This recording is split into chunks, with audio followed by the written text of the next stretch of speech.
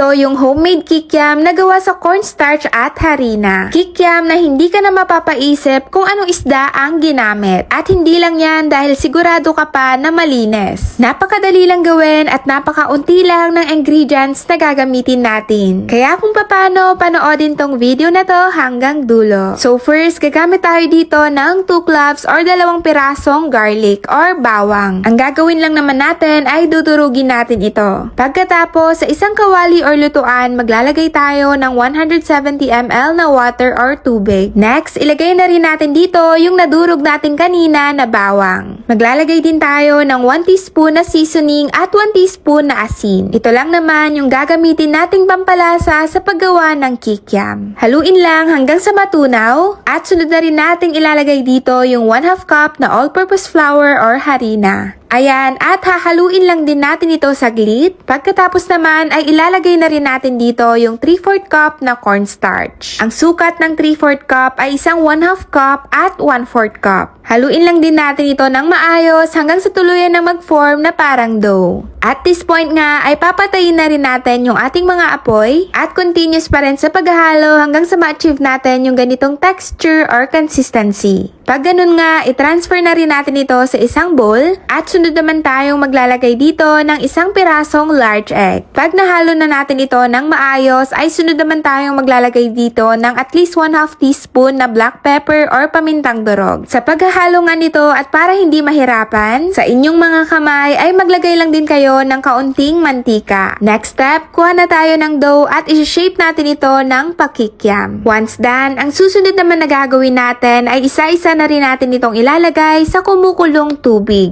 Huwag kayong mag-alala dahil ipiprito rin natin ito sa lubog na mantika. Sa ngayon ay lulutuin muna natin ito sa kumukulong tubig. At para nga malaman kung luto na ito, dapat po ay lumulutang na gaya nito. Kaya kung ganon, patayin ang apoy at ahunin na rin natin. Pagkaahon naman ay ilalagay naman natin ito ngayon sa isang container. At para naman maiwasan na magdikit-dikit ito, maglalagay tayo dito ng kaunting mantika. I-shake lang din natin ito para kumalat yung mantika. Bago nga natin ito prituhin, gawa muna tayo ng sauce. Gagamit lang naman tayo dito ng 2 cups na tubig, 2 tablespoon na soy sauce or toyo, 1/4 cup na asukal, maglagay din tayo ng pampalasa na asin at pamintang durog. Maglagay din tayo ng na-mince na 2 cloves na bawang, na-mince na isang pirasong maliit na sibuyas. Optional lamang, naglagay lang din ako ng isang pirasong na slice na siling pula. Ilagay na rin natin itong pampalapot ng sauce na 2 tablespoon na harina at 1 tablespoon na cornstarch. Haluin na rin natin ito ng maayos hanggang sa mag-welcome combine lahat ng ingredients. Next step, isasalang na rin natin ito sa ating mga kalan. Pagka kumulo na nga ito ay magiging ganito na yung texture or consistency ng ating sauce. Balik na rin tayo dito sa pagluluto ng kikiam. Lulutuin na natin ito sa mainit at lubog na mantika.